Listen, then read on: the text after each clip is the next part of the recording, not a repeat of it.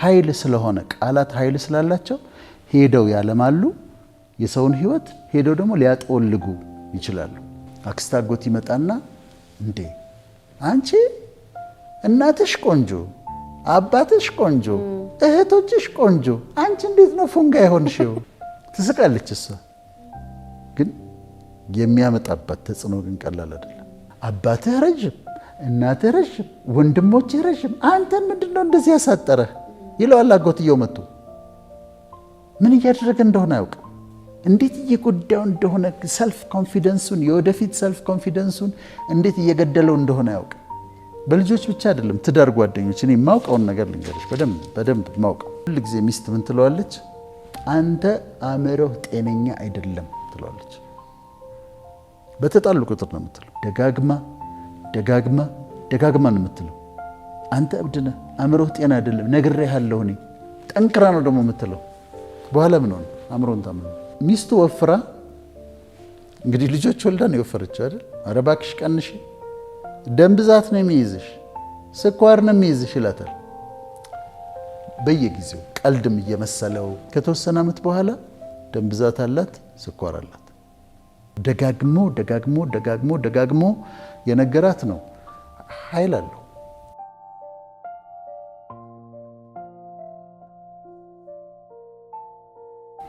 አሁን ልጁን ይሄ አይረባም ይሄ እኮ የሚረባ አይደለም ይላልባት የሚረባ እኮ አይደለም የነከሌ ልጅ አታይም ይሄ እኮ አይረባም ይለዋል ይነገርበታል ያውጅበታል አትረባም ብሎ አዋጅ ያውጅበታል ታያት ባክሽ እሷ ከንቱ ነች እቺ እኮ ከንቱ ነች እኔ እናንተና ልጆች ተመልከች እናንተና እቺማ ከንቱ ማትረባ ነች ይላሉ ከንቱነትን ታውጅባታለች እናቷ ያንተን መጨረሻህን ባሳይ ምን ይሆን የምትሆነው እንደው አንተ እንድኩብ ምን ይሆን የምትሆነው አንተ እንዴ አንተ መጨረሻ ባሳይ ይሏቸዋል ልጆቻቸውን በጣም ከባድ ነው እሱ ትምህርት አይገባውም መቼም ትምህርት አይገባህም አንተ ምንም አይገባህም በቃ ብትተው ነው የሚሻለው ይላል ወላጅ ልጆቹ ላይ በኃይል ዴንጀረስ ነው ከዛ ማለት እሱ ደንቆሮ ነው ይላሉ እነዚህ በልጆች ላይ የታወጁ አዋጆች ናቸው ይሰራሉ አባት ሲናገራቸው ይሰራሉ እናት ሲናገራቸው ልጁ አድጎ ራሱ ካልሰበራቸው በስተቀር እነዚህን አዋጆች በሌላ አዋጅ እስካልቀየራቸው ድረስ በጣም ከባድ ነው እና ልጆቹ ምን ይሆናሉ የማይረቡ መጨረሻቸው የማያምር ትምህርት የማይገባው አባትየው ያለው ነገር ልጁ ላይ ይሆናል እናትየው ያለችው ነገር ልጇ ላይ ይሆናል ስለዚህ ከአንደበታቸው የሚያወጡትና የሚያውጁት ነገር በጣም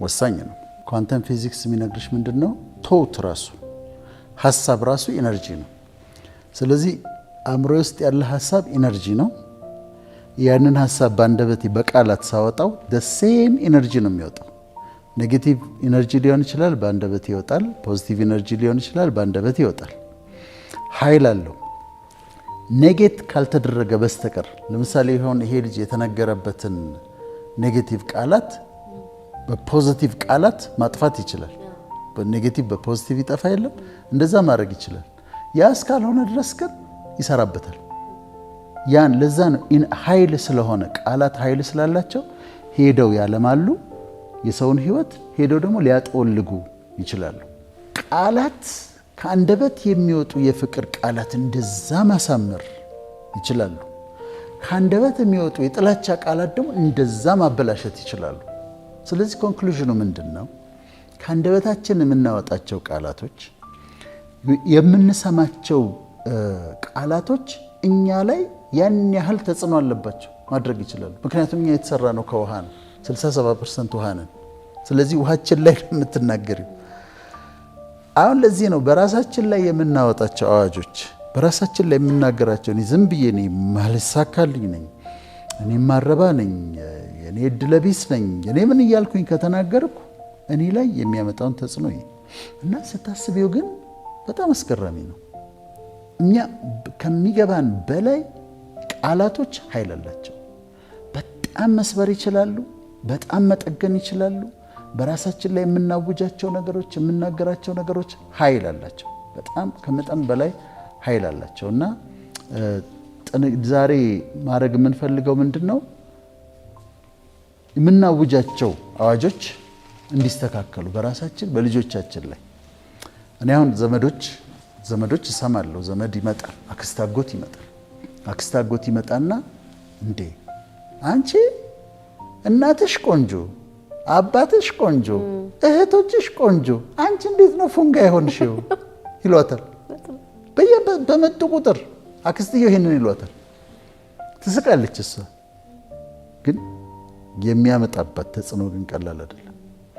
እኔ የምለው አባትህ ረጅም፣ እናትህ ረጅም፣ ወንድሞችህ ረጅም፣ አንተን ምንድነው እንደዚህ ያሳጠረህ ይለዋል። አጎትየው መጥቶ ምን እያደረገ እንደሆነ አያውቅም።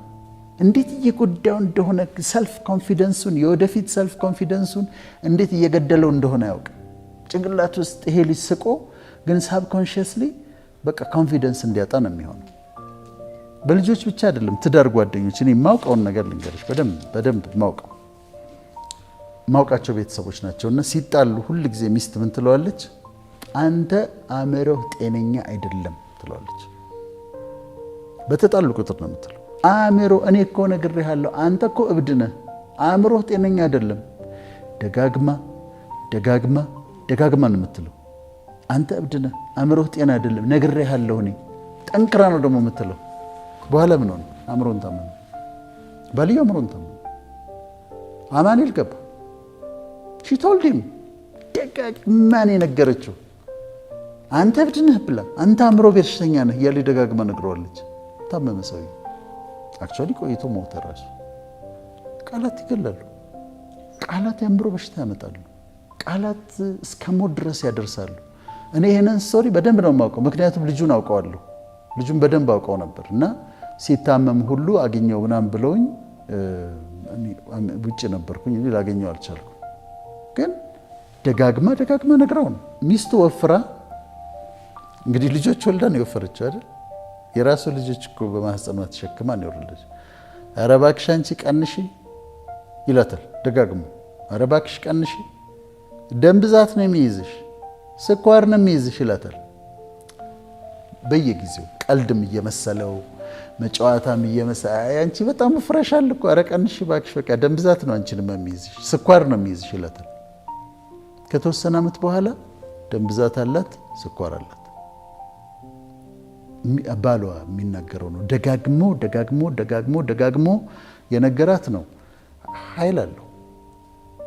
አንድ ልጅ እኔ የማውቀው ሌላ ሰው አንድ ጊዜ የኮሌጅ ተማሪ ሆኖ አንዲት ልጅን ለፍቅር ጥያቄ ጠየቃት። ከዛ አንደኛ በጣም አዋረደችው። ከዛ ከጓደኞቿ ጋር ከሴቶች ጋር ሆነው ደግሞ በጣም ሳቁበት። መልካም ደስ የሚል ሰው ነው። ሳቁበት፣ አሾፉበት፣ ተናገሩት። አንተ እኮ እንዲህ ነህ አሉት ምናምን። ሰውየው አሁን 65 ዓመቱ ነው። ሚስት አላገባም። ሴት ለፍቅር ጥያቄ መጠየቅ ሞቱ ነው፣ ጭንቀቱ ነው። ምንድነው የሆነው? እዛ ጋር ዩኒቨርሲቲ መጀመሪያ ዓመት ተማሪ ሆኖ የሞከራት ሴት፣ የፍቅር ጥያቄ ያቀረበችለት ሴት የተናገረችው ቃላቶች፣ ከዛ ባገኙት ቁጥር ደግሞ በግሩፕ ሆነው ሴቶቹ እሱን የተናገሩት ቃል አድርጎበት አሁን ሴትን ለፍቅር ጓደኝነት ለመጠየቅ አይችልም። 65 ዓመቱ ላይ ሆኖታል። አላገባም። አለማግባቱን ታዩ እንደው እጮኛም ኖሮትም አያውቅም። ስለዚህ ይሄን ያህል ኃይል ካለው ቃላት ይሄን ያህል ኃይል ካላቸው እንዴት መጠንቀቅ አለብን? ሰዎችን እንዳንጎዳ፣ ከዛ ደግሞ እኛም ደግሞ እንዳንጎዳ። ሰዎች አንዳንድ ነገር በሚነግሩበት ጊዜ እሰብረዋለሁ። እኔ አንዳንድ ነገር ሲናገሩ አሟርታ ያውቃሉ ሰዎች እኔ ላይ አይ በቃ እሱ እንትን ብሏል እንደዚህ ነው ምናምን እግዚአብሔር ይቀጣዋል ብለው ያውቃሉ። ዝም ብሎ እንደዚህ መንፈሳዊ አካባቢ። ከዛ እኔ ደግሞ ያንን ገለብጠዋለሁ። ምን ይሆኝ ነው? ሰብረዋለሁ። እንትን ነው ይሞታል ሲሉ እኔ በህይወት እኖራለሁ እላለሁ። አይ እድሜው አጭር ነው ካሉ እኔ 90 ምናምን ድረስ ነው እንደው ምን ኖረው እላለሁ። እንደው አስረዝመዋለሁ እስከ 91 ዓመቴ እኖራለሁ እላለሁ። ዝም ብለው ከመሬት ተነስቶ አሞታል እኮ ምናምን ካሉ እኔ ጤነኛ ነኝ ብዬ አውጃለሁ። አዋጅን በአዋጅ ታውጃለሽ፣ ንግግርን በንግግር ትሰብሪያለሽ። ምክንያቱም ሰዎች የሚናገሩት ነገር ኃይል ስላለው ካልሰበርሽው ከነሱ የወጣውን ኔጌቲቭ ጠማማ ንግግሮች፣ አሉታዊ ንግግሮች አንቺ ደግሞ ፖዚቲቭ በሆኑት ለውጠሽ ትሰብሪዋለሽ። ይቻላል እንደዛ ኢነርጂን በኔጌቲቭም በፖዚቲቭ ማጥፋት ትችላለሽ። እና እኔ አንዳንድ ነገሮች ሲነገሩብኝ ዝም ብዬ አላይም፣ ሄጄ በተቃራኒው ሰብረዋለሁ። ያላሰብኩት እንደውም ያሳስቡኛል። እና እንደዛ መደረግ አለበት። በተለይ ለወላጆች ማውራት አለብን። ልጆቻችሁ ላይ ማይሆን ነገር አትረባም፣ አትረቢም፣ አትጠቅሚም፣ እንደዚህ ነሽ፣ ዘመድ እየመጣ አንቺ ፉንጋ ነሽ፣ ባሪቾ፣ ቅጽል ስም ማውጣት፣ ታላላቅ ወንድሞች ታናሽ ወንድማቸውን በማይገባ ቃላት በብሽሽቅ ምን ያህል እየገደሏቸው እንደሆነ ያውቁ። ስለዚህ እሱን በጣም ማሳሰብ እንፈልጋለን።